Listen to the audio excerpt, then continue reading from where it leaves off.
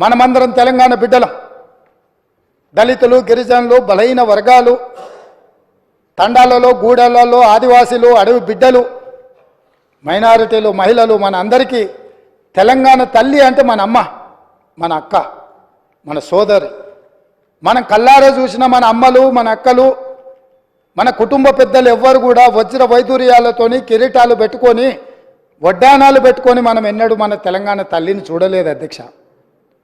కొంతమంది రాజులు, రాచరిక పోకడులు ఉన్న వాళ్ళు గడిలలో ఉన్న పెత్తందారులు ఏమైనా కిరీటాలు పెట్టుకున్నారేమో, భుజకీర్తులు పెట్టుకున్నారేమో, నడుములకు వడ్డానాలు పెట్టుకున్నారేమో మాకు తెలియదు. కానీ మా అమ్మలు నడుము బిగించి కొంగు చాకలి ఐలమ్మలాగా పోరాటాలు చేసిన స్ఫూర్తి ఈ గడ్డ మీద ఉన్నది.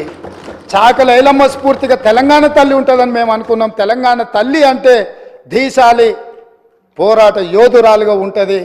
లేకపోతే దర్పం ఉట్టిపడే, కళ్ళల్లో కాంతి, ముఖంలో వర్చస్సు, చూపులో ప్రేమ, ఆప్యాయత. ఒక తల్లి తన బిడ్డను ఎంత ఇష్టంగా, ఎంత ప్రేమగా చూస్తుందో ఆ విధంగా తెలంగాణ తల్లి ఉంటుంది అని మేము ఆశించినాం, ఉండాలని మేము ఆశించినాం. కానీ రాచరిక పోకడలతో, కిరీటాలు, వజ్ర వైదూర్యాలతో తెలంగాణ తల్లిని మనకు రుద్దాలనే ప్రయత్నం చేసిండ్రు.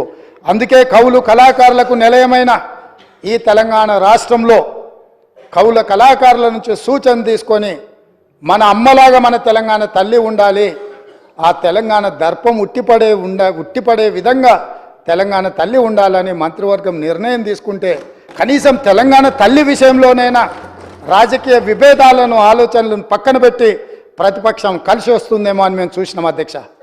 కానీ మాకు నిరాశనే మిగిలింది అధ్యక్ష. అదేవిధంగా అధ్యక్ష, ఆనాడు Osmania university, Kakatiya university, Palamuru university, Mahatma Gandhi university